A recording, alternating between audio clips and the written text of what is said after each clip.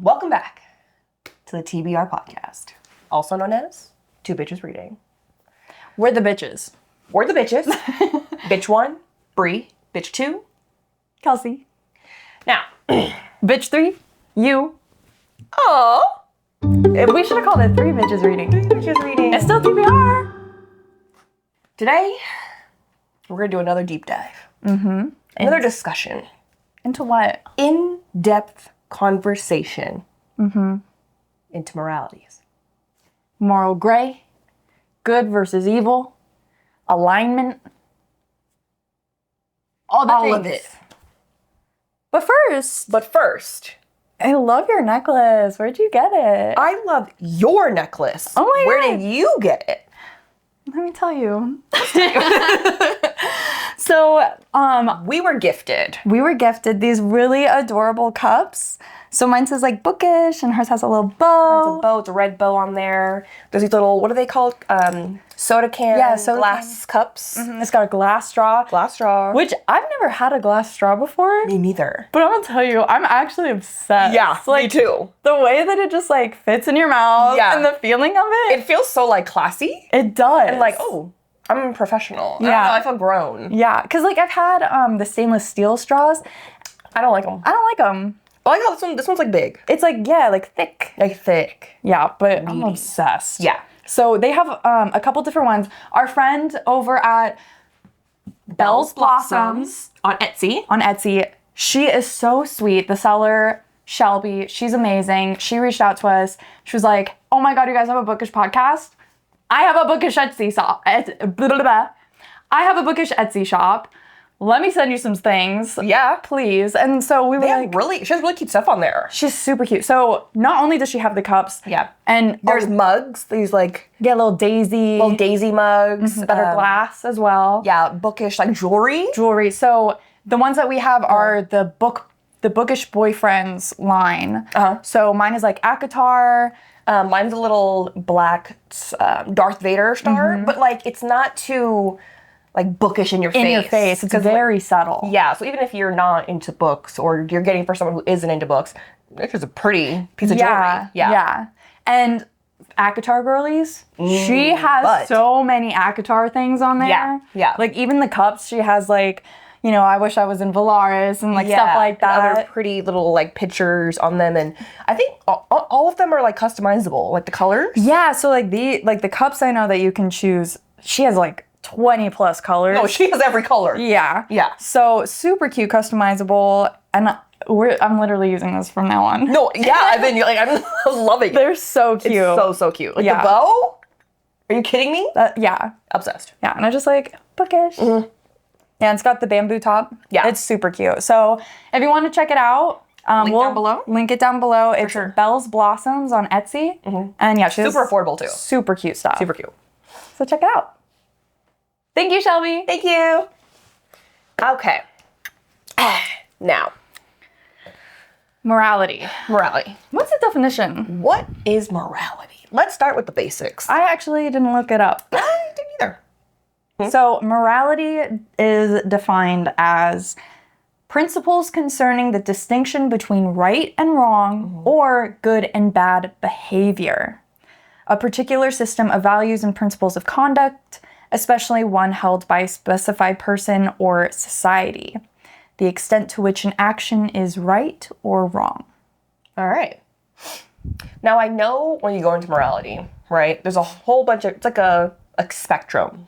Right. Because I know there's from good all the way down to evil. I know there's a, what's it called? The alignment chart. The alignment chart. Which- is like, Yeah, and that is in D&D, Dungeons and Dragons. It uses the alignment chart. So it has like, it's like a grid system. Yeah. And so there's, it's like good, morally gray, and then, so there's good, neutral, and evil. there we go. And then there's lawful, neutral, and chaotic. There we go. And so it always pairs two together. Yeah. So you have like lawful good. And someone lawful good, I would say, is like Sazed from Mistborn, which I don't think you've met that character yet. I don't think so. But Sazed from Mistborn, I would say, is like lawful good. Just, they follow the rules. They have a good alignment. They're, for the good guys, I guess. Another example, at least to me, I mean, I would say Sheriff Billings from Silo. Absolutely. Because, you know, there's, even if you haven't seen Silo on Apple TV, basically, like, there's, you know, people on opposite sides. He's just a sheriff. He's like, I'm just here, follow the rules. I'm not on either side. I just want to know the truth. You're like, upholding the law. Upholding the law, like a genuine, like, lawfully good. Yeah. With great morals, Exactly. And then, you know, you have, like, chaotic good, which they're good, but they're doing things in a crazy, like, Kelsier kind of way. Yeah. Like, I know I'm going Mistborn right now. Right, but like, that's what the zone we're in. That's literally Kelsier. Yeah. Is chaotic good. You think good? Maybe neutral? Maybe neutral. I could see a chaotic neutral. Yeah, maybe neutral. I mean, hey, I don't see enough, I haven't, you know, not too much, but. I think you're right. Yeah. Then, okay, chaotic good. I could see Aang from Avatar. Yeah, maybe neutral though for him. Neutral? No. Neutral good. Not. So in between chaotic and lawful. I think he's neutral. Cause like he does it both ways. I don't know. I mean, I could see both, but I don't know. He's a little chaotic. Yeah, cause it's like helps others with little regard to rules is neutral good. And what's the chaotic?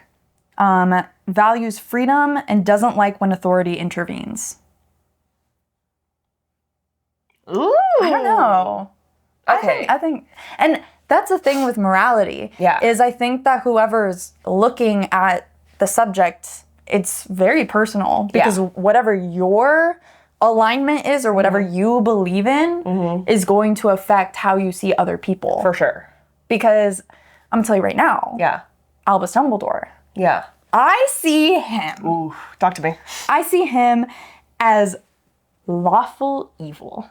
What's lawful evil? Tell me now. It is uses systems to their advantages. Because he's going to use Harry to help the greater good. He's going to let Harry die. Yeah, don't come at me here with, but he knew he was going to survive because, you know, in the fourth one, like the blood and... No. He used that system to sacrifice a child. Right. Knowing this whole time, let's go to book one. Even knowing your parents are wizards, kept him in the dark. I'm gonna go to this abusive family. Here, take him. And leave him there. Leave him. Pisses me off, but I know some of y'all, like, no, Brady, he thinks Dumbledore's a good guy. I'm like, don't talk to me about it. You're still dating him? I know. I think that Brady might say he's chaotic good or chaotic neutral.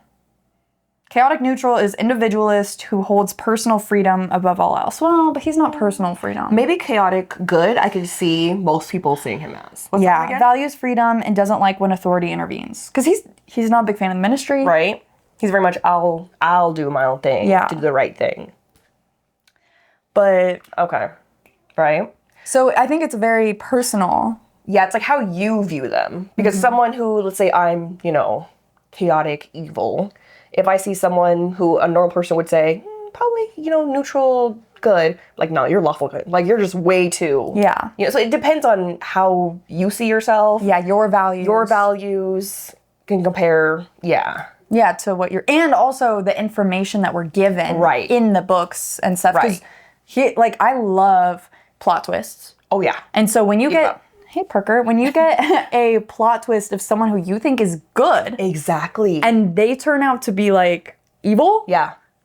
Or even in the case of, like, so far they've been a good character, but they make a decision which they think is good. Right. But the way you're thinking, it's like, no, that was a terrible, evil thing. Yeah.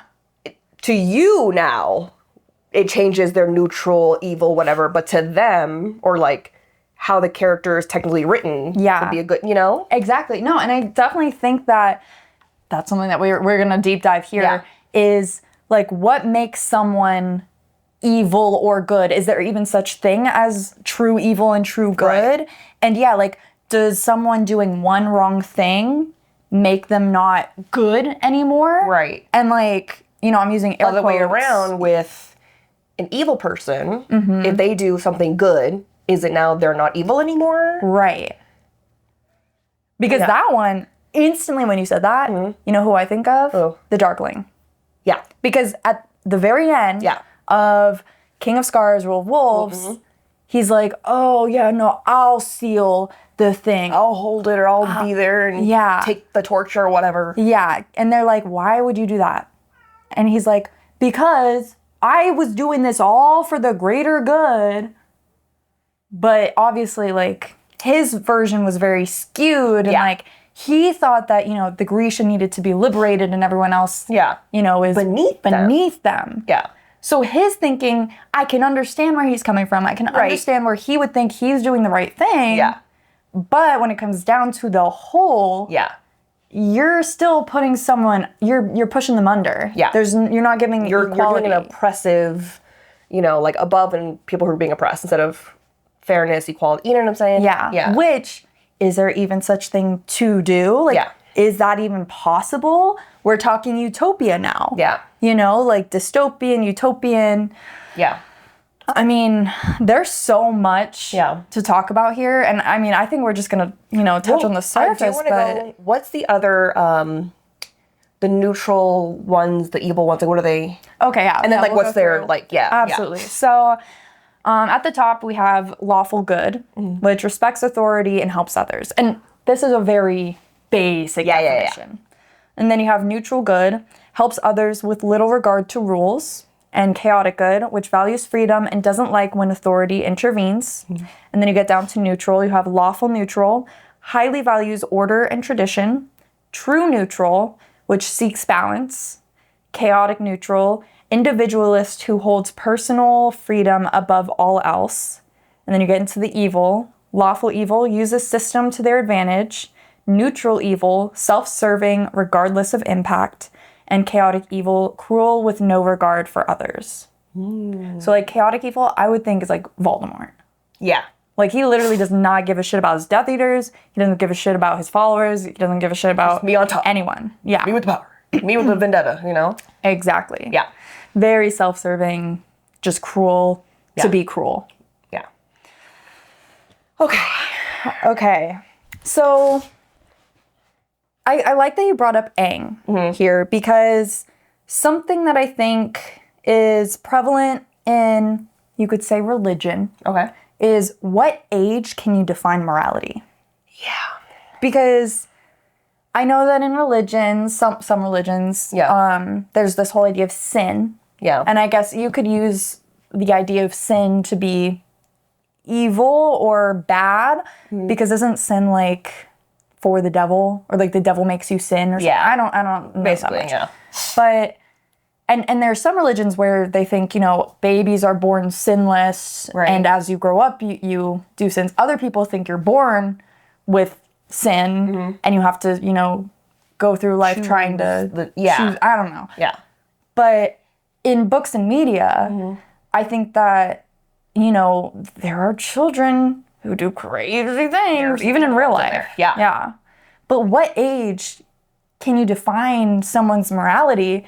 And like how often can morality change? Because, you know, you can be a good person when you're young and then, grow up, make wrong choices. Right. So what are your thoughts on that? That's hard. Because I'm one who I personally think all children are good. And children, to me, I know, we're getting like really deep really fast. I know. Because I mean, it's based on morality. Like, that's for all life, you know? Yeah. And you get into nurture versus nature. Yeah, exactly. Yeah. So, because can be some, I'm going off of, like, Criminal Minds, you know, I'm watching an episode and, you know, you see some of the kids, like, they've been evil their whole lives or whatever, and they're torture animals and, you know, and stuff like that. So it's like, at what age? Like, I want to say teenager, not that it's you're set in stone. Right. I don't think that's ever. But you can be at the time. Like kind of when you're making your own choices, more of an adult. Yeah, when you start making decisions that like affect other people. Yeah. Maybe. You're not really under your parents' wing. Yeah. Your parents aren't necessarily now the ones in charge, or like you can't blame the parents anymore at that point. Yeah, because at that point it's like there's no more nurture versus nature kind of thing you can explain for them. Like,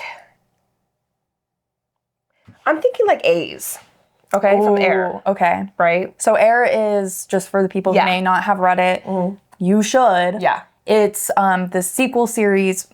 It's going to be a duology, only the first one's out, I think. I think so, yeah. Of Ember in the Ashes. And that's by Saba Tahir. Oh, love her. brilliant. Amazing, brilliant. Yes, so A's whole thing is this, her people were displaced. Now they kind of work by, helping make these flying contraptions or whatever. But she's saying by their religious system, the person that she's following, her idol, or you know what I'm saying? Yeah.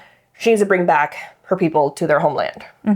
But the way she does that, it gets a little iffy. Yeah.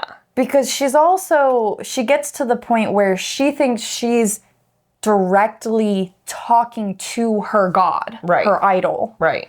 And so she thinks, I'm following the word of my God, who in our religion is good. Yeah. Pure good. Yeah. So A's is like, well, if I'm listening and following what this pure good energy God is asking me to do, then that means I'm doing the right thing. Yeah. Because I'm also doing this to liberate my people and bring my people back to our homeland and, kind of bringing like heaven on earth kind of thing was like the utopia. Yeah. That there was like their religious story. I don't know the exact, what's it called? I don't know. I can't think of it. Anyways. But yeah, so like during her journey, she's 14 to 16. Yeah, somewhere in there. She was young. She's a kid. She's following her, God. Yeah. But she's making what we can say bad decisions. So it starts off as like, I'm going to liberate my people. Got to do this, got to do that. But there's some point where it turns down a rocky road. Right, where she's hurting other people to gain what she thinks is the liberation. Yeah. So what I'm saying is once you start making decisions that can affect other people, I think that's where you can put the stamp on morality. Because for her, it started out, you just want to fight for your people. You're a good character. You're very religious, pious, But then now you start making decisions like, oh, I'm going to harm these people, but it's for the good because my people. Like, when you start making those kind of excuses, that's where you the line starts to get a little blurred. So then what about Aang? Because he's 10? Yeah, he's 10. So what do you think about him? Because he's also trying to save the rest of the world against the Fire Nation. Yeah. And, I mean, they hurt / do they kill? Right, yeah. They kill Fire Nation people. But everyone thinks of Aang as a good guy, right? And then if you look on the opposite side, you have, what's his name? Zuko? Yeah, Zuko, who he's trying to help his people. Yeah. He wants to prove to his father. Yeah. That he's a leader. He, whatever. Because they truly believe that they should be in charge. Yeah. So, but again, we're seeing this through the lens of, no, Aang is on the right side of history because he has the masses. Here's my thing, though.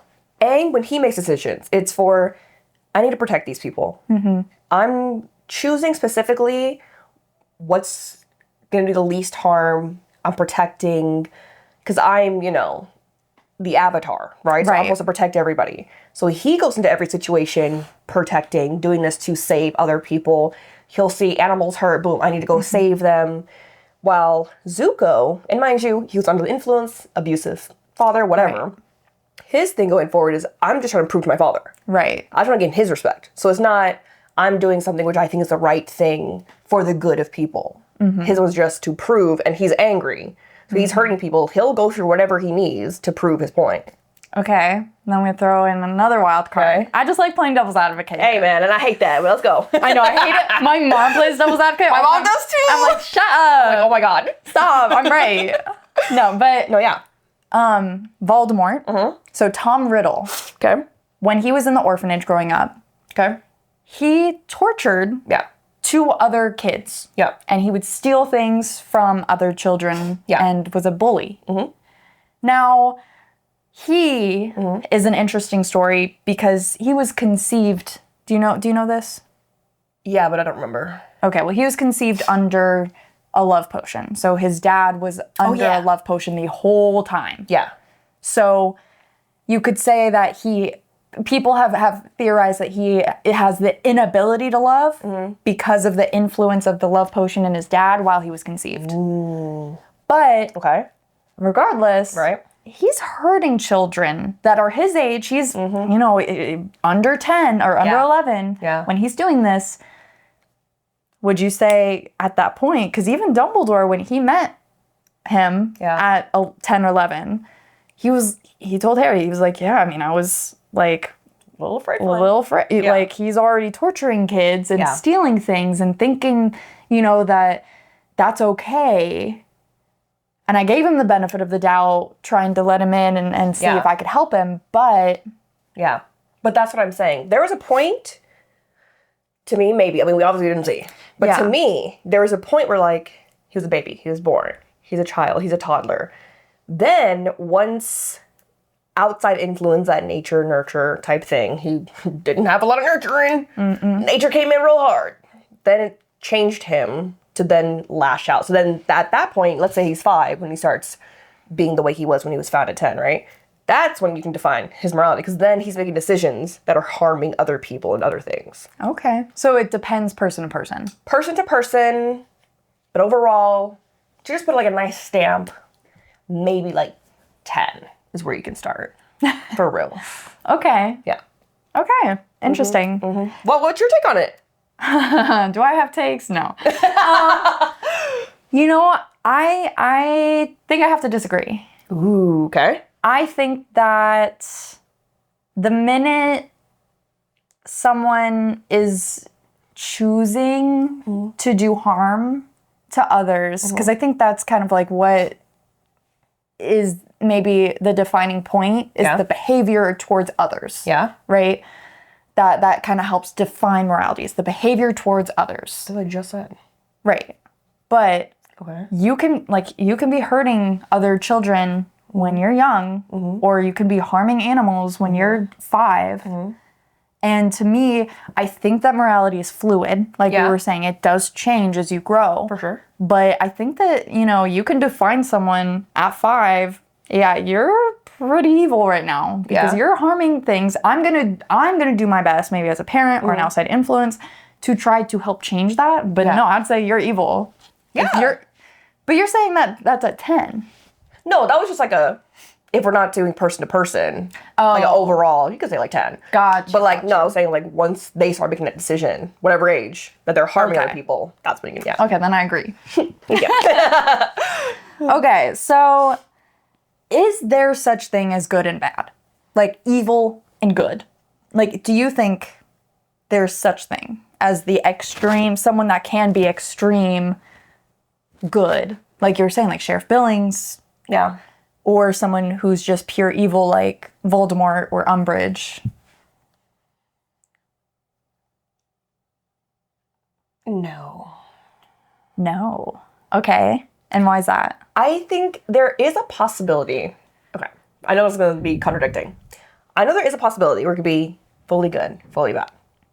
But if we then apply that to an actual human society, there's no way you can be fully good in every decision that you make.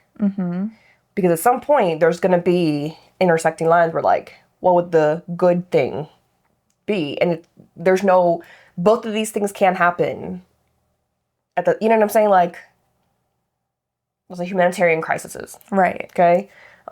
These people are bad and down. We got to save them. But the only way to save them is to move them here, and then this would harm this area. Like, whatever the situation is, like, there's no way to have a fully good thing. Yeah, no, I agree. 100%. I mean, because you can be choosing, again, it's like the majority. Yeah. I'm choosing to do something for the majority. Yeah. But there's always going to be someone who disagrees. Yeah, for sure. And therefore, if that person disagrees, even if it's one, they're going to think you're evil. Yeah. Like, if it, like, not even harm, but like, if it goes against other people's ideologies. Or beliefs, Or beliefs, that's going to automatically make it not good. Yeah. Because not everyone agrees. Right. And I don't think there is anything, not one thing, that every single person on all of Earth or in any of these books or TV shows that anyone can 100% agree on. Yeah. Because some people think murder's fine. Yeah. Because there are serial killers and murderers. Yeah. So therefore, I would think that they're thinking murder's fine. Exactly. Death row. Yeah. People think that that's justified. Yeah. There are people who don't. Yeah. You know, there are people, pedophiles. Like, there are people who go hard saying, no, I'm a person, like, that's totally fine because I'm just a person who loves, you know, whatever. Yeah. Like, that's fine. And obviously, a lot of us think, no, that's wrong. But there's going to be people on the other side. Who's going to disagree. There is absolutely nothing. And even if in the basic, where it's like, human rights for all, we love all of them, there's no greed, there's no nothing in the world, like, if we really put that picture, like, actually implemented that, it still wouldn't be a fully 100%, because you would all have to have the same mindset. Which is just impossible. Yeah. Yeah. Because, you look at all the books that are quote-unquote utopia, like 1984, and, because it's like, like, the government is usually hiding things. Yeah. Or... I think even Golden Compass, even the host, host, their idea of like, we come here, have a perfect, but then boom, the way you're coming into this, the people, you're taking their lives, you're killing them, exactly, So I think that there is, no such thing as pure good, pure bad, evil. But if we're saying someone who's lawfully good, they're as good as you can get. Yeah. Like, they try their hardest to make the right decision, which they believe is the good decision, one that does the least harm, that does the most right in their situation. Yeah. So we can put them as lawfully good. That follows the rules of society. Yeah. You can say. Like, I think of whenever it says lawful, I think of, like, literally law. Yeah. Like, what is not even, like, government law. It's, like, the laws of society. Yeah. And I definitely think that, like, this spectrum of good and bad, and you have the term morally gray, which is very hot right now. Everyone loves everyone loves a good morally gray character. And I mean, the way that we're talking, you could argue that every single person is morally gray. Absolutely. But I think that a lot of people define morally gray as like, they're more of the bad guy. Yeah. With like, I see doing things for the good. But I can also see morally gray being like more of a selfish kind of thing. Sure. Like, I'm not gonna, like, let's say I want to do a heist. I'm not doing a heist to free the whole world. I just want to get my coin, But yes, they're bad because they're still, but not evil because they're not, I need to go through genocide to get what I want. You know what I'm saying? So. Right. So, like, what you're kind of referring to is Six of Crows. Yeah. Because they're stealing from people. Yeah. But they're stealing from the rich. More Robin Hood. Yeah. Stealing from the rich, give to the poor. You could call him morally gray. 1,000%. Because stealing is a societal law that is not considered the right thing to do. Yeah. Therefore, he cannot be a lawful good. He's chaotic good. Yeah. Because when you come to society, the societal law of rich people and you have extremely poor people, let's even that shit out. Yeah. That's going to be the chaotic good. Yeah. So I say all the morally gray. Yeah. I guess you could say even in the chart, the neutral. Yeah. To me, there's like at least a take on, I guess, selfishness. More like not doing a dramatic thing to change the way of society for the good or change it for the bad, or I'm harming a whole bunch of people. It's more just a selfish, more self-centered type thing. Mm-hmm. Whether it's good or bad. Okay, so delving into morally gray characters, I know we kind of made a list of like where you can find a lot of morally gray. Mm-hmm. So you could argue Dumbledore is morally gray. For sure. My favorite, I think as a whole thing itself, not just character, I think the whole plot is morally gray, is The 100. And I'm talking about the TV show because the books, like, I haven't read all of the books, like, but the show goes more into it. Okay. Because you have, like, the Grounders and you have the 100, which are the kids that go down to Earth, trying to see if it's okay to repopulate. And they're delinquents. They, some have murdered other people. Some have just literally been born and they weren't supposed to be. Not their fault, but they're put into this jail. And then, you have the Grounders, who are people who have survived this radiation and have survived Earth. Catastrophic event. Yeah. And so this is their planet at this point. These are, people coming in and taking over. And one of my favorite moments, I forget what season it is. I think it's like maybe 2 or maybe it's 1. I don't know. But you have this group who's living underground and they can't go outside because they will get like radiation because they're not used to it. But the kids who came down, they're fine. And so, and the Grounders who live outside are fine. They have like this immunity. And you find out that the people underground are actually capturing Grounders and using their blood to like circulate into the people who live underground, into their blood, to try to make them immune. Or if they do go outside for a little bit and they come back, they get this treatment to help speed up the healing. Okay. And that's not great. Yeah. Because you're hurting other people. Yeah. But also they're trying to survive. Here's the thing that that always, when there's people who are morally gray, like they're doing that, right? Why did they have to kidnap? When the good are like, in their decisions are going more selfish, right? Yep. If they want to go good, hey, you guys are out there, do you mind if we could, circulate some blood? And then what would make them say no? Yeah. Yeah. Right? And like in a lot of these other situations, other books, movies, characters, if you just ask them, most people try to lean towards, doing the right thing. And like helping others. Doesn't come to me any harm, helping others. So it's another thing to come, the selfish part of it. No, we just need it real quick, Yep, yes. Yeah. And what's crazy, like one of the biggest moments in The 100 for me is Clark and Bellamy are like, it's like, the season finale, and they have to decide whether to pull this lever that's going to kill every single person in this underground place, including children, to save the rest of the people, like the Grounders, and because they're being kidnapped and taken and imprisoned and literally killed for their blood.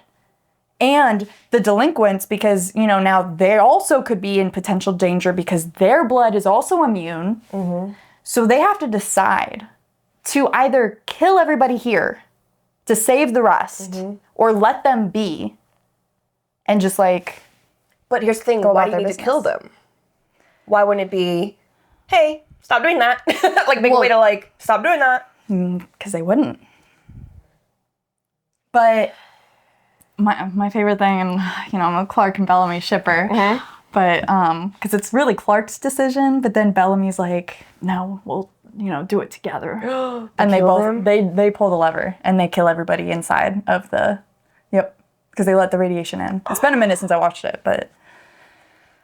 Dude, you gotta watch this show. I'm like spoiling it for you. I'm sorry. Oh, no, but. Yeah. Oh my God. Right there. Yeah. And that decision. Later, you get into cannibalism. Where, to save the rest of the people, do you eat the dead bodies or the people who are in jail, or I forget exactly what it is, but or Yellow Jackets. I haven't finished that. But I know that they go into cannibalism. And it's like, okay, like, they're teenagers, they're trying to survive. I mean, but you do see them killing someone who is alive, like running away from them. But again, not saying cannibalism is good or bad. You're not saying it's good or bad? I'm not saying it's good or bad. Okay. But here's hot take. Listen though. But in a survival situation, right. Okay, we're all, like, cannibalism isn't more like right now, we all have the option to cannibalize. We're not in the position where we need to. Right. So in a position where it's like, kind of not an option, like we would have to do this to survive. In those situations, we don't have to murder and then boom. Let's draw straws. Let's have a discussion. They could also be a choice of we could all starve to death. Yeah. But what I'm saying is, you could still make it a quote unquote good thing. Can you? If you don't take away the option. But if you're drawing straws... you know what? I'm just saying, we'll have a discussion. Hey. No, absolutely. You're the oldest here. But I don't got a lot of meat on my bones, I'm old. Right, but it's also like, hey, I'll take one for the team. Because they're asking me, not just coming and killing me. Dang. Because I think you coming and killing me makes it obviously... Not good. Not good. But if I offer up... Look, I'm just saying there's always for these evil, chaotic things, there's always a way where you can kind of spin it where it could have been a good, quote-unquote thing. Or lean more good. Lean, yeah. Lean. Okay. You know? I don't know how to follow that up. Walking Dead. Yeah. Also kind of, what would you do if a zombie apocalypse happened? Like, is there a right or wrong thing? Yeah, do you go out and try to save that person that you see struggling, or do you leave them? The self-preservation. Right. People coming in, do you kill them? Do you not let them in? Do you save them from zombies? Can you trust them? So I think that those kinds of stories are like about survival at the end of the day. That's all morally gray. Yeah. Because survival, I don't think there is a right or wrong. Yeah, so in survival situations, no matter what, there's no way where you can make the good option. So then going with survival, would you equate that to war?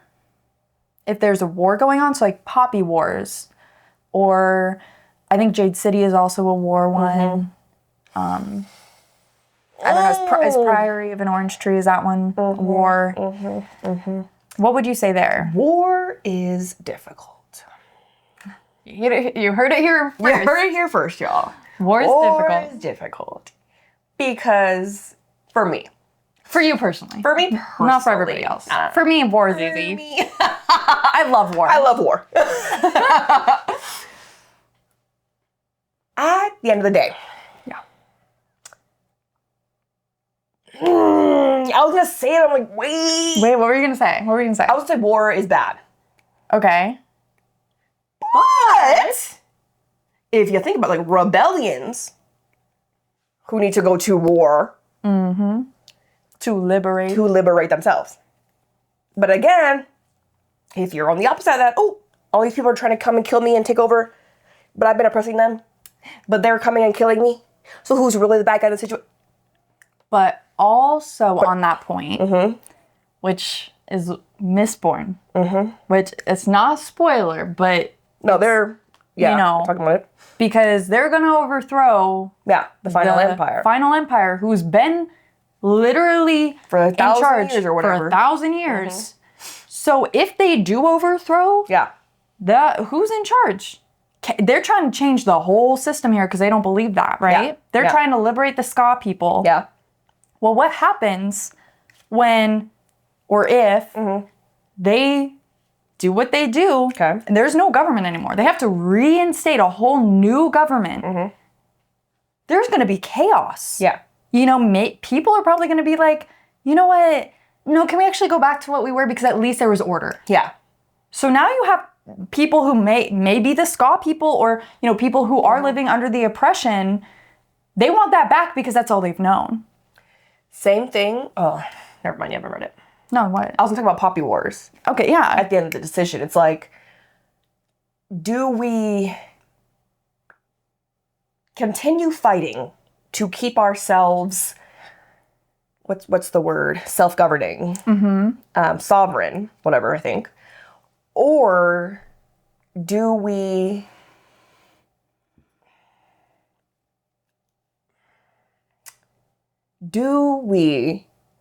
go with a new government system for growth and for change and for technology? Like, the same thing is staying the same? Do we stay flat? Yeah, I mean, even in Hunger Games, Right. You know, at the end of the day, Coin seemed to want to do the same thing. You know, she wanted to have another, she said one more, but who knows, but another Hunger Games with the Capital Kids. Whoa. So you're trying to be Snow again. Because eye for an eye. That's, yeah. Yeah. And therefore, you know, you have Katniss who killed Coin. Yeah. But like, you know, at the end of the day, Right. all these books that are like about dystopian, you know, rebelling against the government and they win, at the end of the day, what's actually happening though? Because that's why it's so, again, it could still be morally gray because you're using violence for the greater good. And like the Capital people, they don't like this. Yeah. Obviously. But you can't blame them necessarily, which in the Hunger Games, again, I love in the last one, it's like you have her makeup team who've been captured and they don't know. And Katniss is like, no, like they're literally like children. Yeah. Plus, like, they don't know. If they grew up that way, they don't know what they don't know. Right. So you can't harm them for something they didn't know. But also, But you do, I understand where Gail was coming from. You know, Yeah. But also, I get it because they were complicit Yeah. and they could have educated themselves. Yeah. You know, there is no perfect good or evil. Right. I mean, hello, you have society now. It's like, if people would just fucking educate themselves.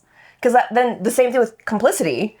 Being complicit, people see that as that's terrible. Yeah. But also, we're being complicit, but we're not specifically being, like, choosing a side. We're not doing the harm. Right. So, like, we think, or whoever that's being complicit, in their eyes, are they good still? Right. Because, like, again, like, staying silent, you could say is being complicit because you're letting, you know, people, you're not, but again, then do you lump them in?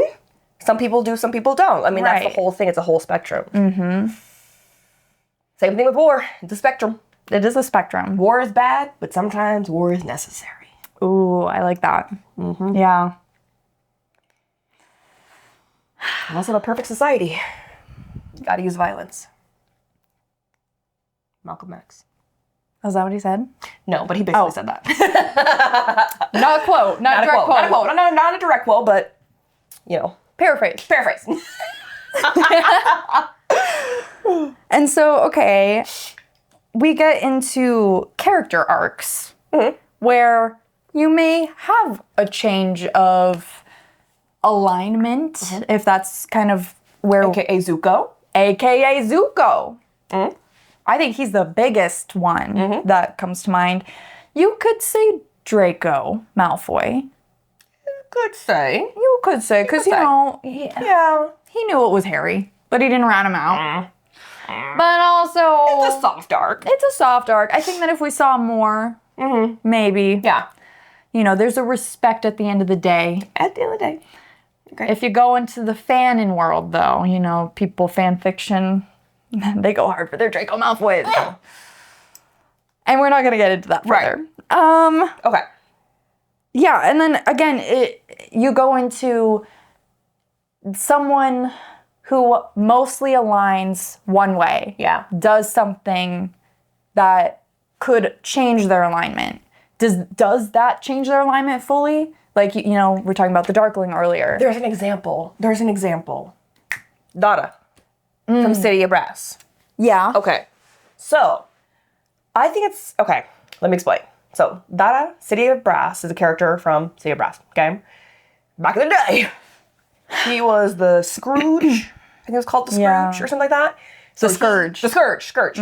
So, basically committed genocide, whipping men, women, children, murdering, just as bad can get. Yeah. He thinks he was doing it for the right reasons.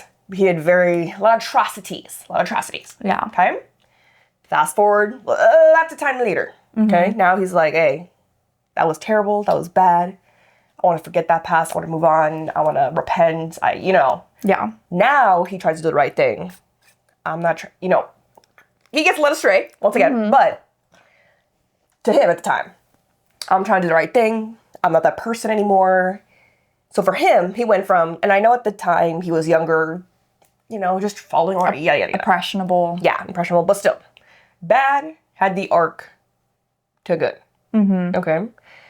But for him, if you, on both sides, for Nari, she only known him as who he is right now. He saved me, he helped me, he's a good guy, he got led astray, I loved him.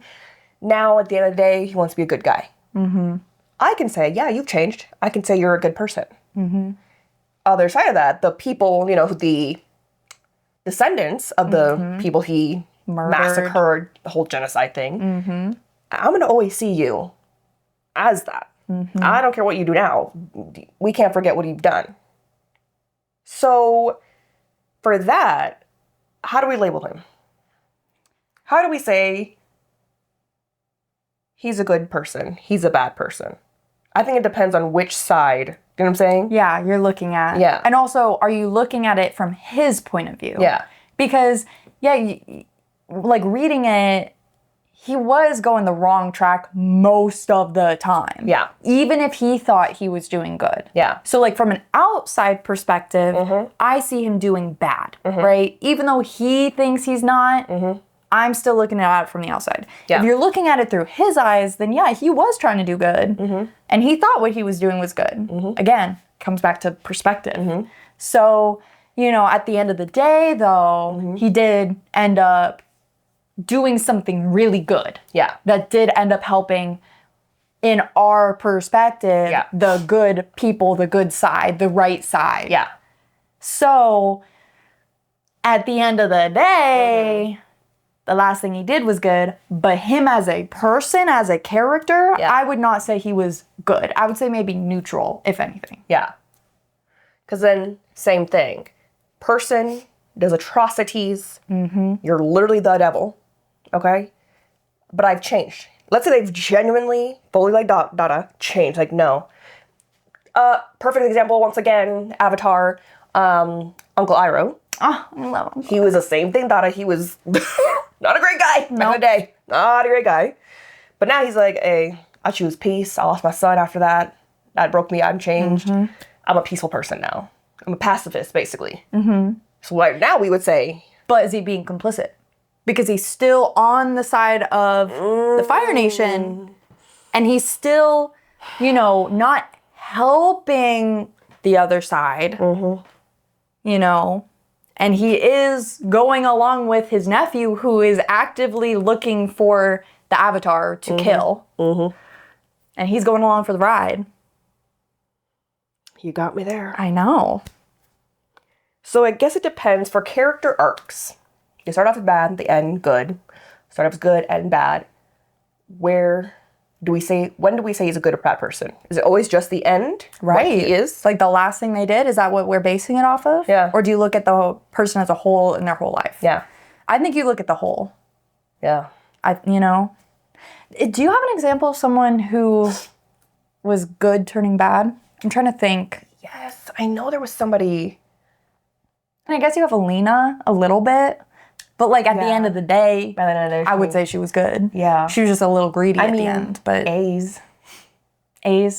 But can you really say? I think at the end of the day though, she was like, oh, I guess we are kind of doing some bad things, but I don't care now. Yeah. And she was a child. So again, it's like when she started doing or being influenced to do the wrong things, not that she thought they were wrong. Yeah. But when she learned that they were wrong. Right. She continued. And then at the end she was like, I don't care now. Right. Like I'm still going to do for my people what I think is right. Yeah. Because she's been corrupted. Yeah. Yeah. I don't know, man. I don't know. But like I'm trying to think of like what? Lightning Thief. Luke? But he ended like, oh my god. Yeah, he ended like good-ish. I don't know. I mean, it's again, perspective and... Okay, so to say someone is good, morally gray, bad. Right. Actually, no morally gray. Okay? Good or bad? Ooh. For someone who has a character arc. What do you choose? Yeah, I think it's like you have to weigh which side have they done more for in our perspectives. So like if I were to look at Draco Malfoy, yeah, he might have done one or two redeeming things, but at the end of the day, he tried to kill Dumbledore. He was a bully. He was racist, and he, said racist terms. I'd say he's bad.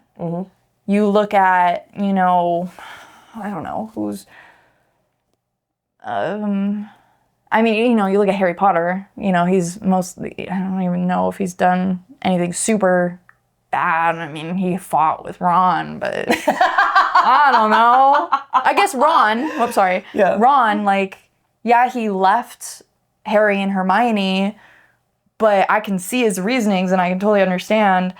But you could say that was a bad thing for him to do. But at the end of the day, he came back. Yeah. And for most of his life, most of his childhood, that's also he was fighting monsters and at Harry's side, no questions asked. Yeah. So I would say he's obviously good. So it's the whole.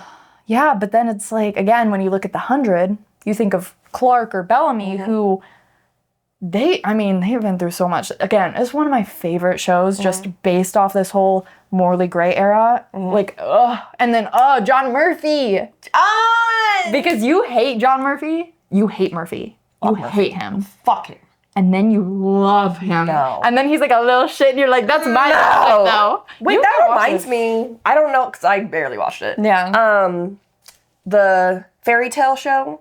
Once Upon a Time? Yeah. Captain Hook? Oh, wasn't he bad and he turned good? He's like a little... And then you have Rumpelstiltskin from that. Mr. Okay. Gold. Oh, man. Mr. Gold. Ooh. Yeah. Because it's I would say he's evil. At the end of the day. At the end of the day. He's evil. Because there's some characters, and there's another example, I just can't think of it. That's a really good show to bring up, yeah. Yeah, where it's thank you. Good job! Gold star! Thank you. Where it's there's a lot of instances where it's a basically evil character, but there's an ally in them somehow, but at the end of the day, they're still evil. Even if we're talking silly, Dr. Doofenshmirtz. Always want to take over the world, but you're still nah, He's a silly, goofy guy. Silly, goofy guy. But he's still evil at the end of the day. Right. Same thing with here.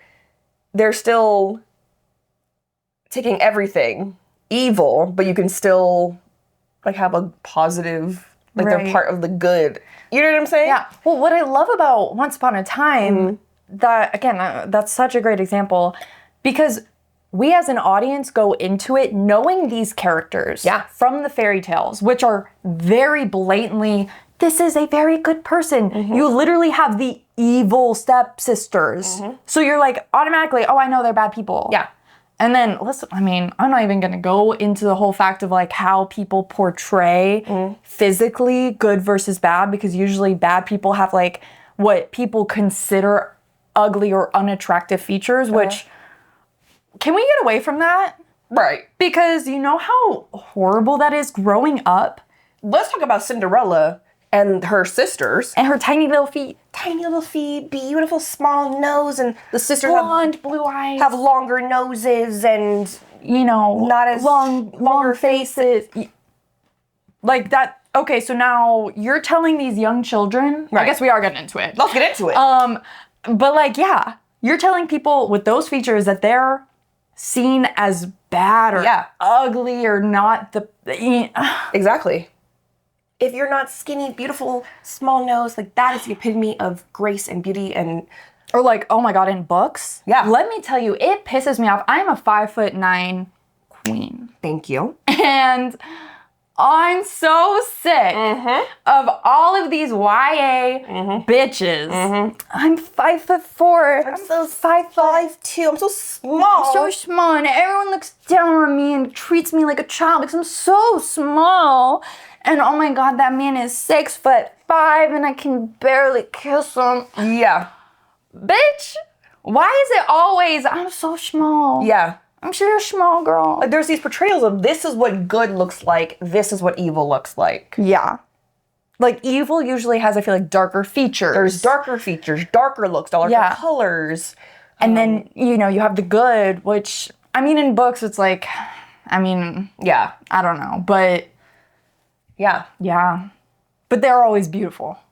Always. Always. I mean, they're so beautiful, they don't even realize. They don't know their beauty. Yeah, that too. That kind of... Which... If you look at it from just that perspective, like, okay, that's nice, because, like, you're saying even if they don't think they're beautiful, someone finds them beautiful. Yeah. But then at the end of the day, it's like, no, it's usually that they are pretty. Yeah. Or they're portrayed as that. Yeah. So. Whole thing there. I forgot where I was going with that. I don't know, but it was good. Oh, yeah, with the Once Upon a Time. Yeah. So, like, we go into it knowing who's good and who's bad based off of the original fairy tales. But you're going into Once Upon a Time... And they're totally changing that idea of, well, let's look at their backstory. Yeah. How did they get this way? Yeah. Are they justified in their ideologies and who they came to be? Mm-hmm. Like, if you were in that situation, I'd probably be pissed at the world too. Sorry, when you're saying that. Yeah. Right, let's go, why are they the way they are? We see all that. Okay, they're good. Oh, they were abused. They went through lost this. They da-da-da-da-da-da. So, it makes sense where they're at. Right. Then... they have their arc. Now they're a good person. They've changed. Regina. Now, right. And then from now on, they're a good person. Mm-hmm. Are we still saying they're a bad person?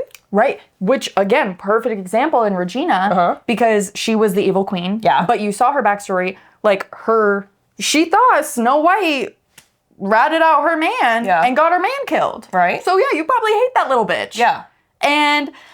she, had a hard mother growing up. Her mother was trying to influence her to be evil and all this. So, I can understand her pipeline to becoming the evil queen, which when she become the evil queen, you're, have a conversation. Let's talk this out. But, when she's in this other world, everyone finds out what she did. They don't trust her because they know her as the evil queen. Yeah. But she's like, no, I'm actually good now. Like, I want to do good. Like, I have my son Henry now. Yeah. And, like, I'm trying to do what's best for him. But nobody trusts her. Yeah. Which causes her to do bad because she's like, okay, well, all you guys don't trust me anyway. So why should I even try? Right. So now you're also getting the outer influence of everyone around, where is it impossible for someone who has made wrong choices to make good choices if you're not letting them, if you're not letting them in and trusting them? Right. Is there even a way for them to turn, quote unquote, good? Because that's what I'm saying. Like, someone who they've done every worst, atrocity, disgusting thing, then they're like, you know what? I'm sorry. I'm done with that. And they genuinely feel and are doing good now. Mm-hmm. Can you now say, I'm glad you're a good person. I can trust you. I will accept you as a person? Or is it like, no, I've seen what you've done. Look how disgusting, So I can't. Yeah. Because it's like, if you take it to real life situations, someone who's a serial killer and they're like, no, I promise I changed. I went to, therapy. Would you let them out of jail? Right. Probably not. Yeah. But should we?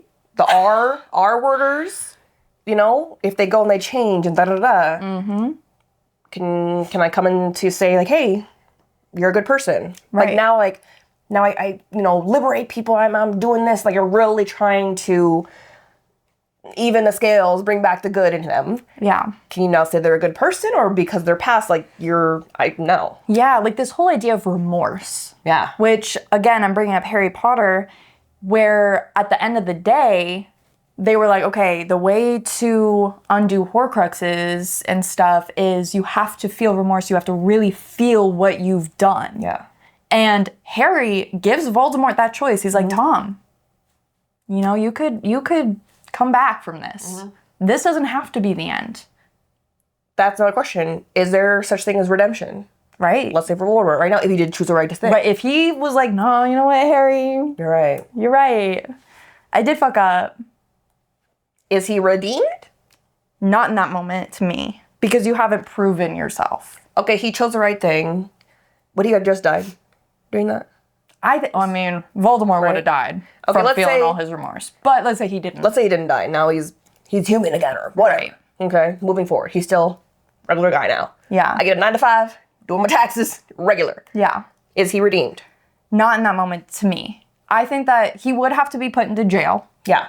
And I mean, based off what he's done, it would be forever. Yeah. Now, I don't agree with the whole Azkaban thing in this universe because they're literally put away in the worst. Yeah. Like, you're literally getting your soul sucked every single day. Doesn't matter what you've done. Yeah. That's, I mean, from what we know, that's the only prison. So maybe I stole a couple coins, but you're going to send to Azkaban. And I'm going to get my soul sucked just for stealing a few, you know, a little bread or something. Right. That's crazy. Yeah. And I know I'm getting political here because... No, please, I love it. You know, we're going into the real world. Like, you know, when people are put into jail, it's like, okay, we got to have some sort of... Is there rehabilitation? Rehabilitation. Like, let's, But that's what I'm saying. Is there a circumstance where no matter what rehabilitation you say, what redemption you're trying to earn, can we ever say you're a good person for what you've done? See, like, are you defined by what you've done? I mean, yeah.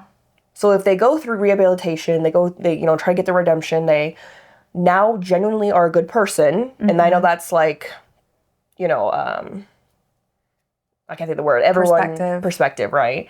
But let's say they genuinely, well, God knows, you know, whatever. I'm a good person now. Okay. Can we say you're a good person now?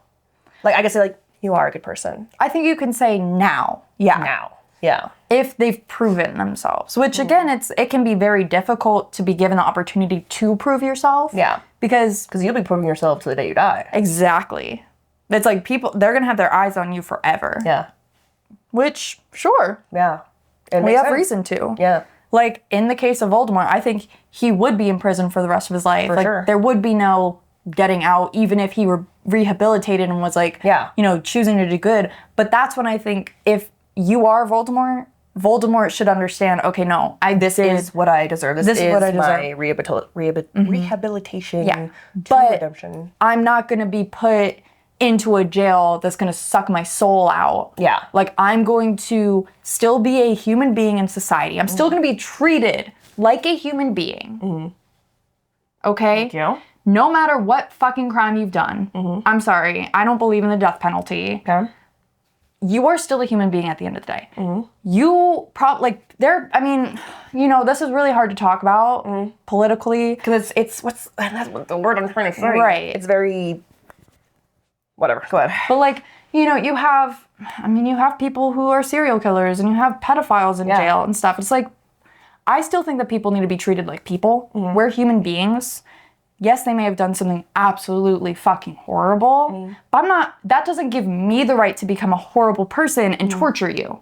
Because also, I mean... Or do the same thing that you did to others. To go on to the maybe morally gray kind of side of that argument. Sure. I think you should suffer for the rest of your life, depending on what you've done. Hey, I know that's a little evil of me, but also, like, killing you, that's almost too easy. Right, that too. It's evil. But, like, it's almost like you need to... Repent in a way, you know, again, for what you've feel done. Your remorse. Yeah, I think that, you know, we need to have therapy. We need to have ways that they can give back, but not slave labor. Don't even get me started on that. Fucking yeah. But like, we're not doing that. Yeah. But we are trying to rehabilitate. Yeah. Rather than not that you're going to go back into society. No. Because some people truly should not be too long gone. Yeah. But that means they work every day of their life to be a better person. Yeah. Which, oh my gosh, this has nothing to do with that. But that made me think of, there's a quote in Ballad of Songbirds and Snakes where Lucy Gray is talking to Snow and she talks about, you know, I think that people, you know, are good for the most part, but you know, everyone is what is it? Toying the line? Yeah, between good and bad, and it's our I wish I knew the quote off the top of my head, but it's like it's our job to, you know, stay on the right side of that line. Yeah. And I love that because I think that's so true to everything, because it's like, yeah, there is no pure good and evil. We're always, you know, towing the line of, you know, making a good decision versus a bad decision. Every single thing that we do in life is a decision. It's a choice. Yeah. And again, following that societal law of what's considered okay and what's considered not okay. Yeah. You know, that defines our morality. Exactly. This is getting so political. This is good. Eating it up. I feel like we're talking so much more like in real life. But also, it compares to real life. Because like books and everything come from real life. Yeah. Because books are political. Books are political. I hate people. Okay. So I think this is interesting because you have, you know, again, good and bad, talking about honesty. Now, this is something that for society, we think that telling lies are mostly bad. Yeah. But are there exceptions to some of these societal rules where maybe telling a lie is for the better? I need examples for that. Because, like, okay, at the end of the day, lying is bad. Okay? Right? But is there some cases where the truth would be worse, so we lie? Like, is it more of a, I'm comforting someone on their deathbed, you know? I'm going to lie to them and say that everything's okay with their family, even though it's, you know what I'm saying? Situational. But on the other hand, if someone's always telling the truth, but here's the thing. Yeah. Ready? I know where the rebels are, and they're trying to fight to free the slaves. Okay, free the enslaved people. I know where they are. Hey, where are they? But if I tell them, they're all gone. That's it. They're dead. Yeah. Would you just not say anything? Because therefore you're not saying a lie. Is omitting information the same thing? I will say omitting information is lying. And I think technically lying. So omitting information, I think, is lying. So Kaz, in Six of Crows, he omits a lot of information to his crew. Oh, yeah. So is that okay? Because at the end of the day, they did what had to be done and they got the things that they did because of Kaz. But was it okay for him to not tell his crew that he's supposed to trust implicitly or explicitly? Explicitly. He ain't tell him everything. That's what I'm saying, situational. So yeah, but Cass is a very morally gray. Right. Could even touch on a little bit of evil, not too much, but I could see parts where he's like, bro, I'm here to take down that one person, that's it. Boom, revenge. That is my only goal in life right now. That's it. So whatever I gotta do, I'll do it. Mind you, he didn't bury no kid for real. You know, he helped save a Nej. You know, like there's some things where it's like, there's some lines he won't cross. Yeah. So. And to me, this is the difference between Kaz and Dumbledore. I'm always going to come back to hating my boy Dumbledore. Not even my boy. Don't even, no. I hate Dumbledore. Because Dumbledore would sacrifice children. Yeah. He did sacrifice children. Yeah. Kaz didn't. Yeah. Dumbledore omitted information, and he was being all secretive, you know. But bad. Yeah. Fuck Dumbledore. Man, but the thing is, also when you said that, sacrificing children. Whew. Capital. To me, at the end of the day, sacrificing children, that's okay. I can't do it. You're like, hey, like Bellamy and Blake, right? Bellamy and Clark. Bellamy and Clark.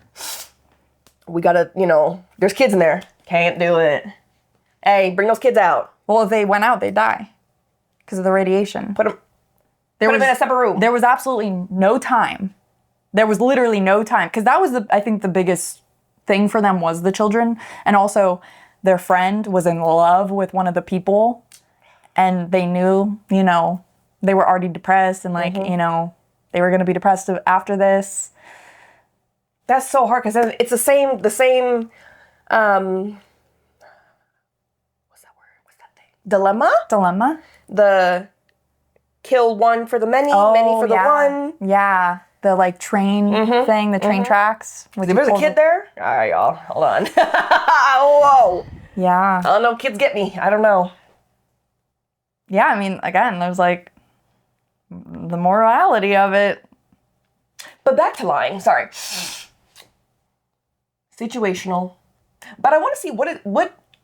Oh, I guess I did say one. I was like lying for good. Oh, I guess lying for like, where are the rebels? Right, cat, or that. Yeah. Like, I love Silo, obviously.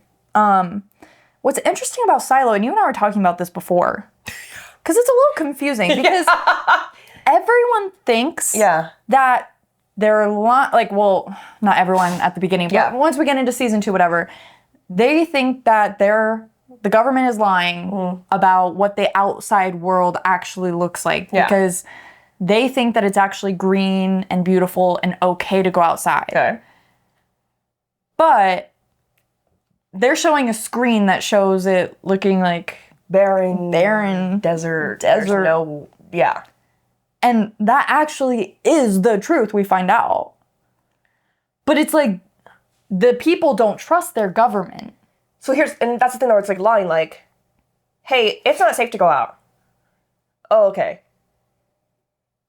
But I'm sheltering you from all this other information, omitting information, but also, which causes distress. Why does it matter? Because whatever you learn, I can tell you everything, and I don't know what everything is, but I can tell you everything. It doesn't negate the fact that outside is not, you can't go outside. Right, but people don't trust them to believe them that it's not. But like even before, I'm just more like on the government. I'm confused. So like there's other things, there's other people out there maybe, there's this and this and that, here, we'll tell you everything. Mm-hmm. Okay, I know now. Well, I still can't go outside. What do I do with the information? It's just information now. Right, yeah. So I don't get the point of hiding it, omitting, lying. Maybe because they think that some people will try to be stupid and just still go outside and try to make it. And if they do, they die. Okay. But they don't want to, I don't know, maybe they don't want to lose people because they got to keep, I'm just saying, if they were truthful this entire time, they would still be in the same situation they are now because they still can't go outside. So what is the point of lying? Right. Also, what's the point of surviving? Yeah. I don't know. I think hopefully we'll find out more in the next season. Yeah. Speaking of like government and choosing what to tell people, how to lead people, what makes a good leader? Because, Kaz is a leader of his group. He omits information, but we're saying at the end of the day, it was okay. We're saying Dumbledore's a leader. He's omitting information, sacrificing whoever, causing distress to people, making them choose. I think of Snape. But he's a leader. A lot of people would say he's a good leader. At the end of the day, he did good, I guess. He helped the good guys win. Yeah. What makes a good leader and what makes a bad Darkling? Darkling, I think you could say he was a good leader. He was. But he was a bad person. Yeah. So what makes a good leader? Can you be a good leader but be a bad person? But like, what do you think? Kelsier, what you know of him, he's a leader of his group. I want to say it's the way in which they lead. Mm-hmm. We'll say if they're a good or bad leader. Not thinking of morality at this point. Not morality. Okay. Because morality is such an individual thing as well. Yeah. Because you could even say the Darkling and his soldiers, whatever. Does that mean at the time Zoya was bad? Does that mean Nina was a bad person? Mm-hmm. Right. So I think morality is very individual. Mm-hmm. But for a leader as a whole, are you... I don't know. It's just the way that you're leading, which tells you if you're good or bad. And not even the decisions you're making, which are like, well, it's genocide, no. But it's how you lead specifically, baseline, no context, which says if you're good or bad. Okay, so this doesn't really go with the morality. I wouldn't say, at least for being a good leader. Okay. Yeah. Yeah, I would agree. Yeah. Because I kind of said, like, the Darkling, if you looked at technicality, he was a good leader. Mm-hmm. But he was strategic, people followed him, he had a good voice, people felt confidence and trust in him, But he was making he had bad reasoning or, wasn't going for the right Right. Yeah. Side. Yeah.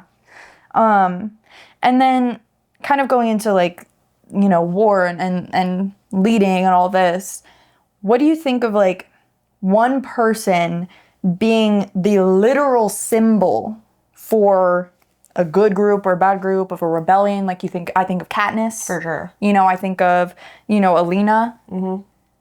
Like, what do you think of that whole thing? And does that person have to be like morally good to be a symbol, or does it go beyond them? Like, it doesn't really matter who they are at this point or what they do because they're a symbol. Yeah. People are going to... It's just what, looking at them, what they stand for, not them as a person. Mm-hmm. You could be a terrible person. Katniss could have been a terrible... She didn't even care.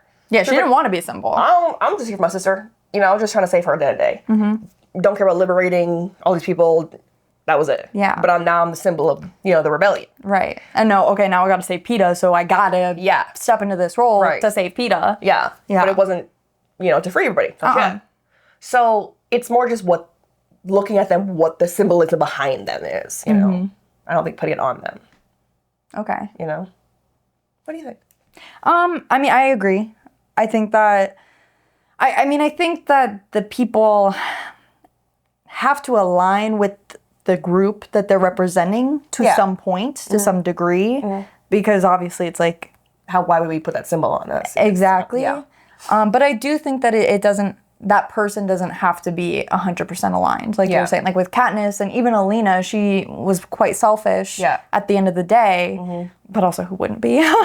But like, I mean, and I think of, you know, even, I keep going back to Mistborn, Kelsier, he's a symbol in his group. You know, he's always laughing and he's like trying to, you know, even though we're in the face of doom and stuff and destruction, like I'm going to be laughing and being a leader.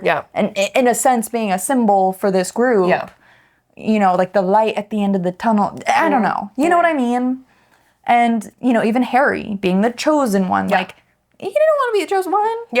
But, like, there were so many points where Harry could have gone bad or chosen not to step up. He didn't have to go sacrifice himself day after day. Okay, sorry. This is circling way back to the beginning of our conversation. But saying that just really... Nature versus nurture. Yeah, that's a big one. Shouldn't Harry have been a bad person? Right. So then, if you're good or bad, is that just how you're born? You know what I'm saying? Well, that's what people argue about. That's what people argue.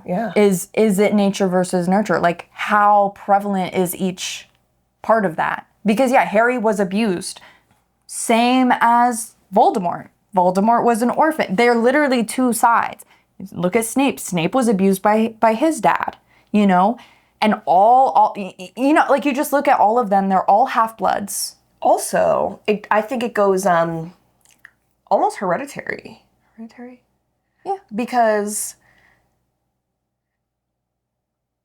Voldemort, excuse me, his parents were great people. Let's just say, you know? Harry's parents, love them, great people. He turned out to be a great person, even though... He didn't even know him. He didn't know him. Going through abuse, neglect, everything under the sun, he still ended up being a good person. He chose, you know, he was a good person the entire time. Right. Voldemort. Amen. Parents, terrible, whatever. But he didn't know them. Same thing. But then he was kind of a little psychopath as a kid and ended up... So, is it really... I mean, again, these are fictional, so we're going based off, you know. Yeah. But, I mean, I don't think that there's a real answer to that because I think it is so situational. Because, Harry could have gone evil so easily because of the circumstances that he was in and he grew up in. He had every reason. But then, he was kind of nurtured.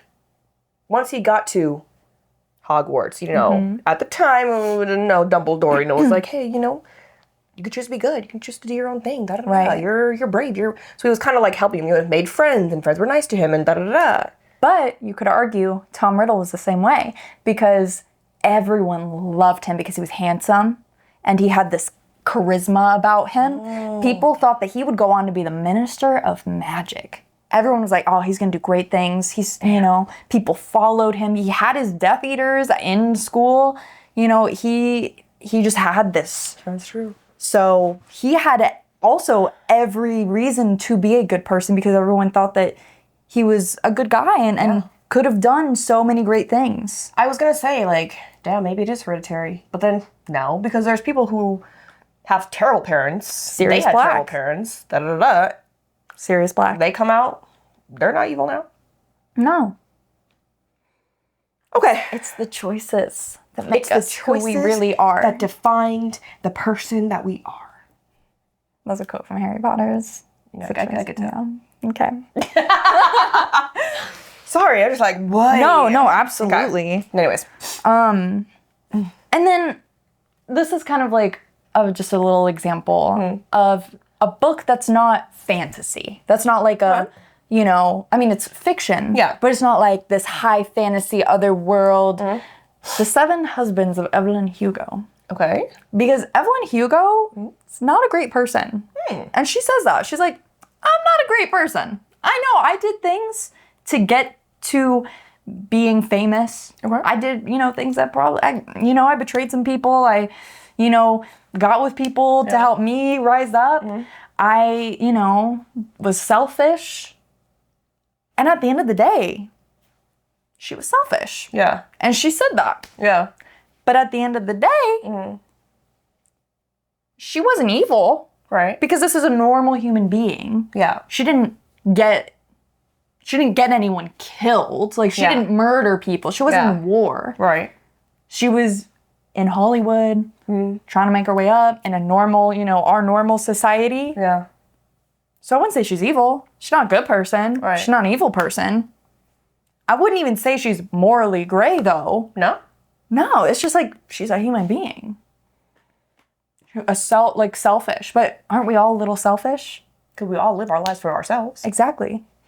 But, you have, again, this whole new spectrum now. Because, again, I don't think I would define that within morality as extreme as we're talking for, normal, everyday people. Because, me, I try to do, good things and be a good person. But, I'm also not, signing up for the military. I'm also not, in the trenches outside protesting every single day for what I believe in. I do my small bits that I can, but I could always do more. Yeah. But, I'm not killing people, but, I'm not actively saving children from burning buildings. Yeah. What does that make me? I think if we're talking about in our normal human aspect, I think it's just, and all for our own, how we view our own selves. So looking at other people, hey, our own journeys. Right. Okay. I think the moral is just more what you believe, what you stand for, and what you feel you're doing. Because me, kind of same thing as you. I'm not, protesting every single day out on the street. But, I'm, online, sharing things, donating, da-da-da. So to me, I feel like I'm a good person. I could be better, but that doesn't mean I'm in a morally gray aspect. Exactly. I may have, morally gray opinions on things.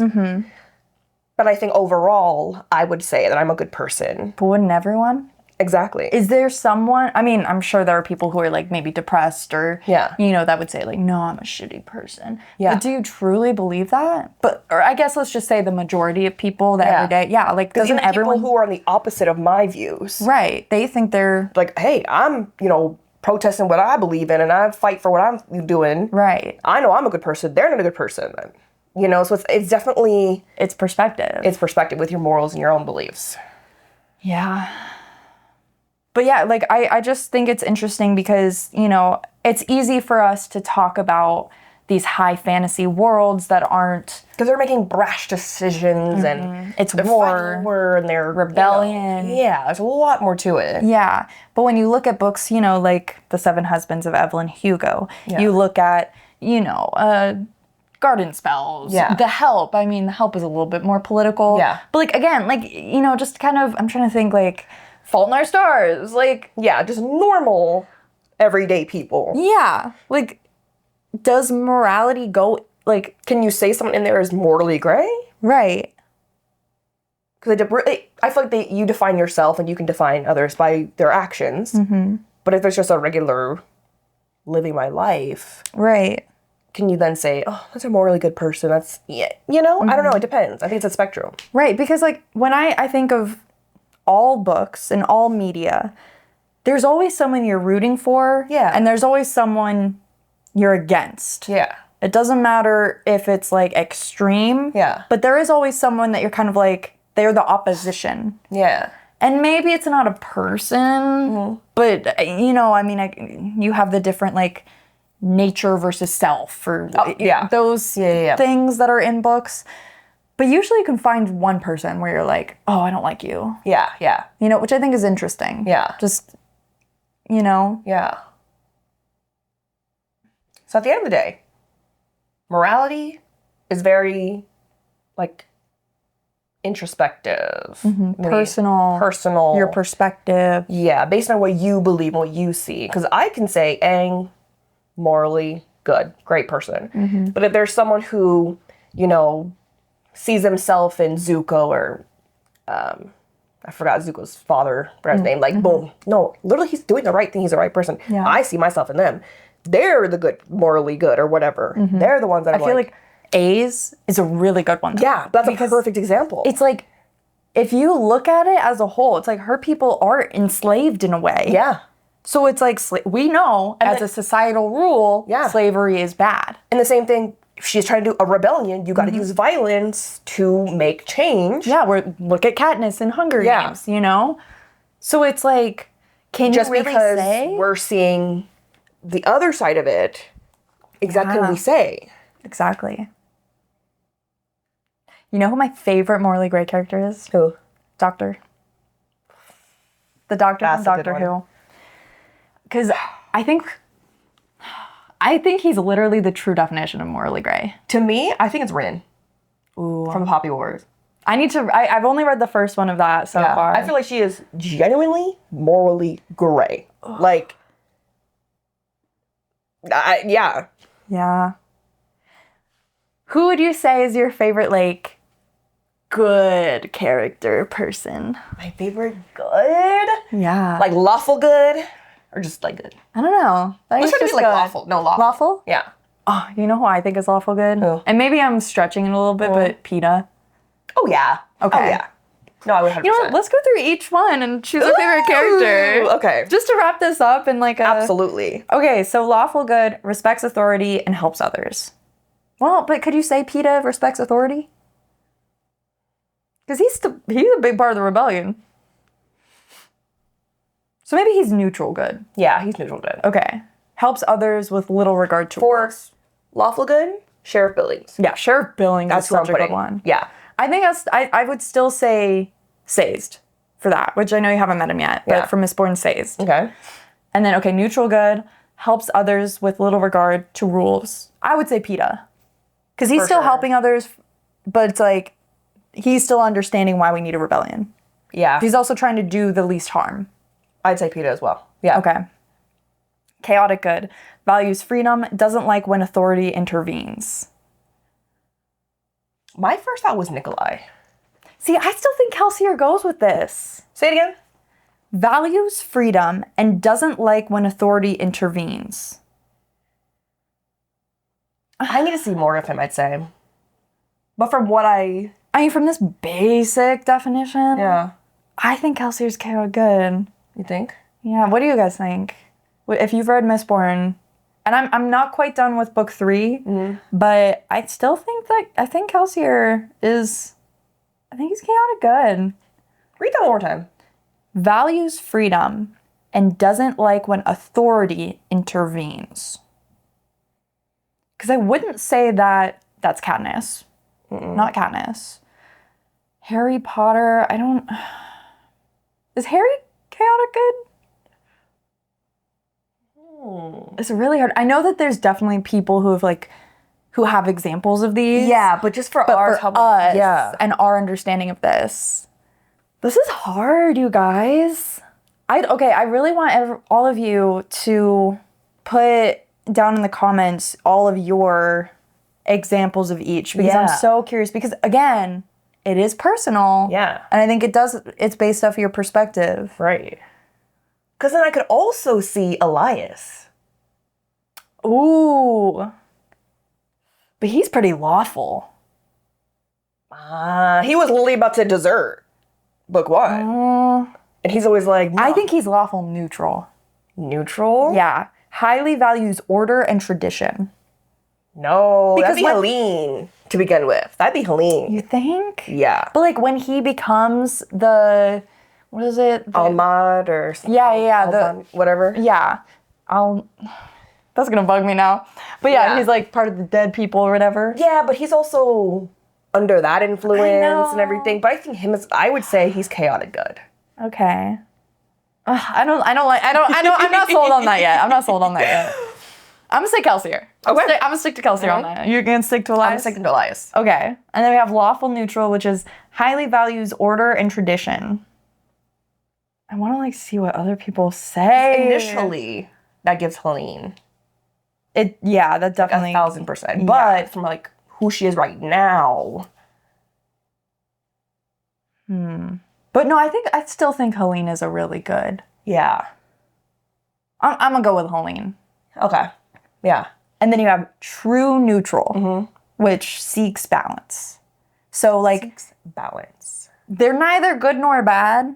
They're literally just trying to keep the peace almost, like keep the balance. I feel like this is like people who are silent and complicit. Yeah. But like they're not actively doing anything good or bad. Yeah. Like they're just living life.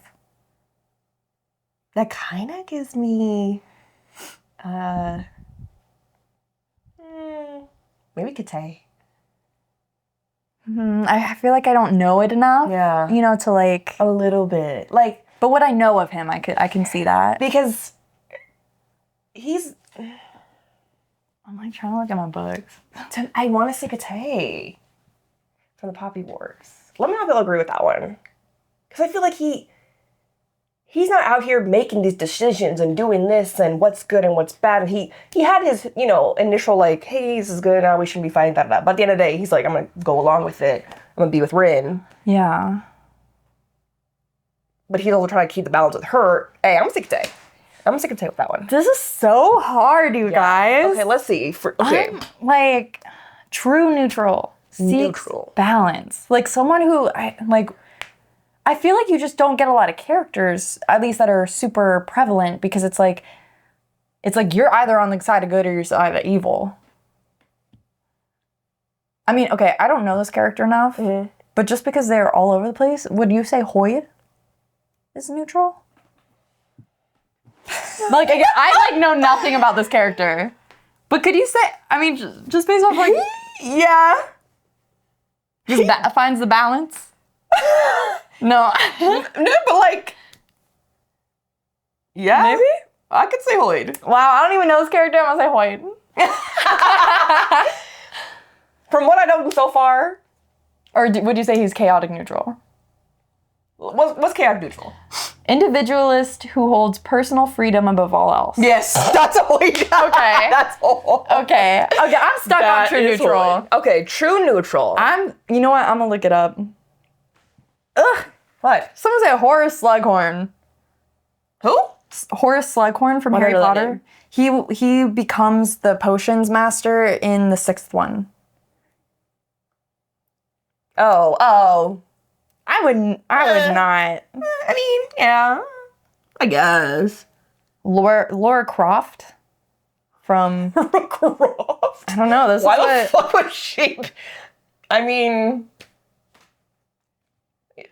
1 in 8 Americans are true neutrals, apparently. Yeah. 13%. I see that. What about Batman is apparently lawful Fuck Batman, good. bro. No, lawful good apparently is Batman. Fuck Batman. Lawful good? Fuck him. No. Fuck you. I hate him. Wait, I know. I gotta like see. Is there anybody in Twilight? Oh, okay. So this is a Harry Potter one. Okay. This is what someone says. So they're saying McGonagall is lawful good. Which, okay, yeah. Yeah. They're saying Hagrid is neutral good. Yeah. They're saying the trio is chaotic good. Dumbledore is lawful neutral, which I think that's what I said. Yeah. I was like, I could see it as lawful neutral. True neutral is the centaurs. They're such a small... It's like you can't, like, I don't know enough. I guess. They're saying chaotic neutral is Severus Snape, which I think, that's like perfect example. Yeah. Lawful evil is Umbridge. Yeah. Neutral evil is Draco Malfoy. Yeah. And chaotic evil is Voldemort. Yeah. Those are pretty good. Chaotic evil, though, I see Bellatrix. Yes. 1,000%. That's right. Yeah. Okay, then if I had to put a one for... No. Go in order. Find your neutral. Who's my neutral? Someone's saying the TARDIS. You know what? I'm gonna go with the TARDIS. It's true neutral. That's not fair. No, that's so good. Ooh, okay. All right. If you don't watch our Doctor Who episodes, you really should. Because once we get further, I'm gonna have you do this chart for the characters. Yeah. Okay, yeah. I wonder, where would you put the Doctor? Would you put him chaotic good? Because that's what this person has them as. What does chaotic neutral mean? What's their... Chaotic... Or wait, which one? Chaotic neutral. Chaotic neutral, individualist who holds personal freedom above all else. I don't think I would put the Doctor as that. Because the Doctor cares too much. And he's willing to, like, sacrifice himself sometimes. And then what's chaotic neutral? Chaotic good. Or chaotic good? Is values freedom and doesn't like when authority intervenes. That's 1,000%. Yeah, that's the Doctor. Yeah, that's the Doctor. Okay, yeah, true neutral, I'm gonna say the TARDIS. Okay. I cannot think of anything else. All right. We already did chaotic neutral. That was Hoyd, Snape. Yeah. Lawful evil uses systems to their advantage. I would agree Umbridge, because she's, like, in the ministry. Yeah. And, like, Yeah. People hate that bitch, and I hate her, too. Yeah. But not Harry Potter. Is there another... Say it one more time. Uses system to their advantage. I would say that's Dumbledore. That's because I hate Dumbledore. I know it's Harry Potter again, but uses systems to their advantage. Or here's a different. So lawful evil believes in taking what they want within the limits of the law or a personal code. So another example is Darth Vader, is what this says. Yeah, a little more evil than that, but okay.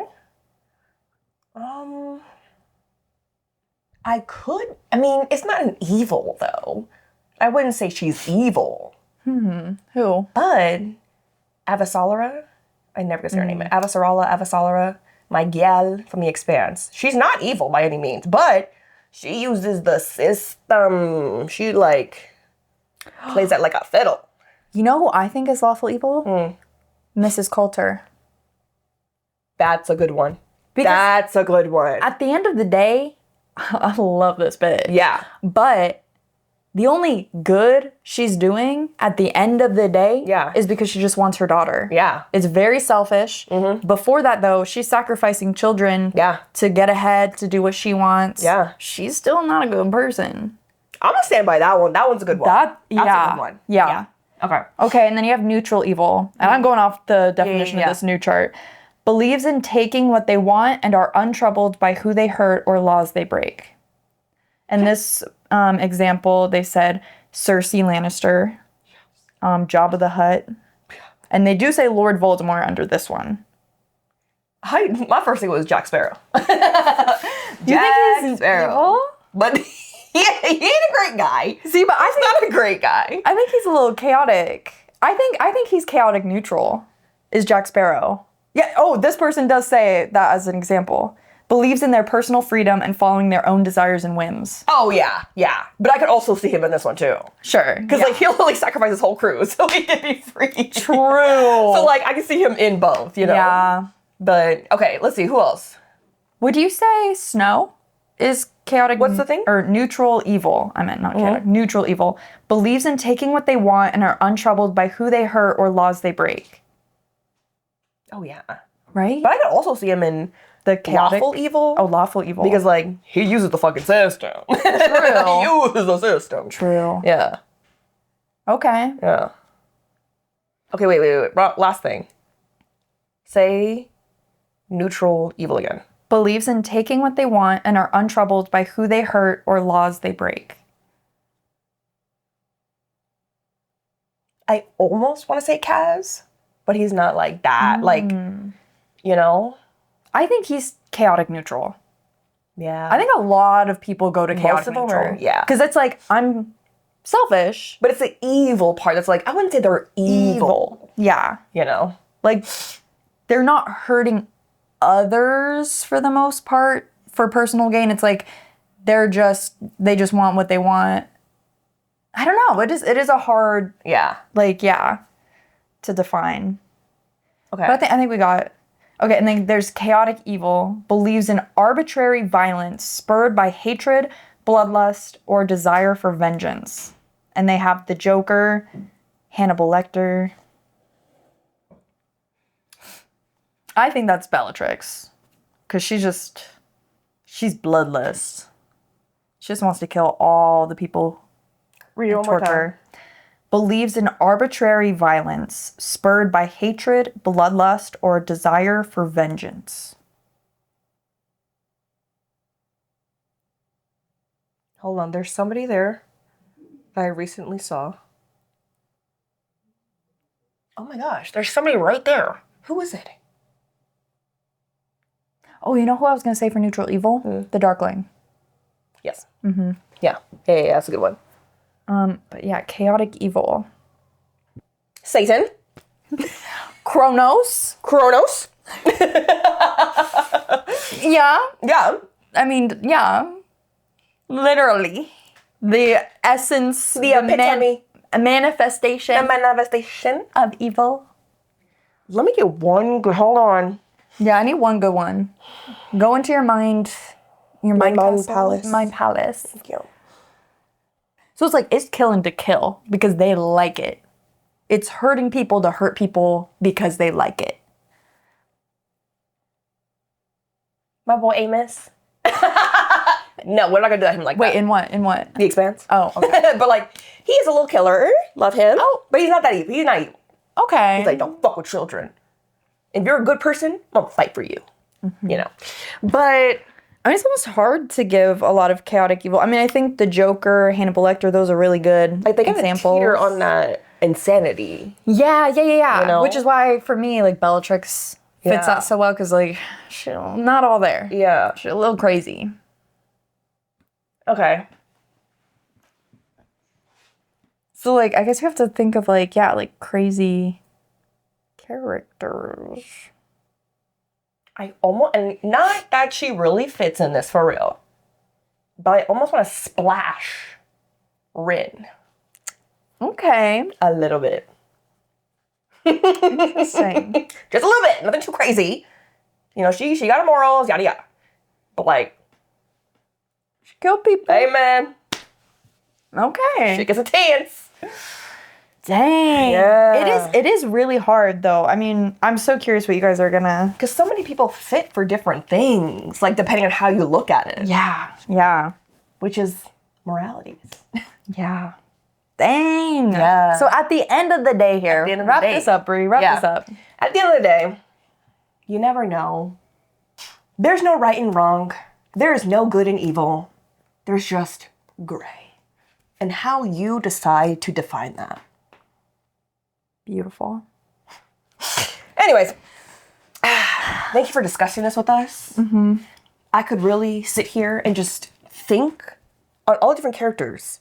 Because at the end of the day, we could really put them in any category if we really look at it. Because people always make decisions that define them. Mm-hmm. So you just gotta look at the whole big picture. Yeah. But if you look at specific All right. Thank you for listening. All right, to the TBR podcast. Just two bitches. Just two bitches reading. Talking about chit-chatting. Everything. Yapping too much.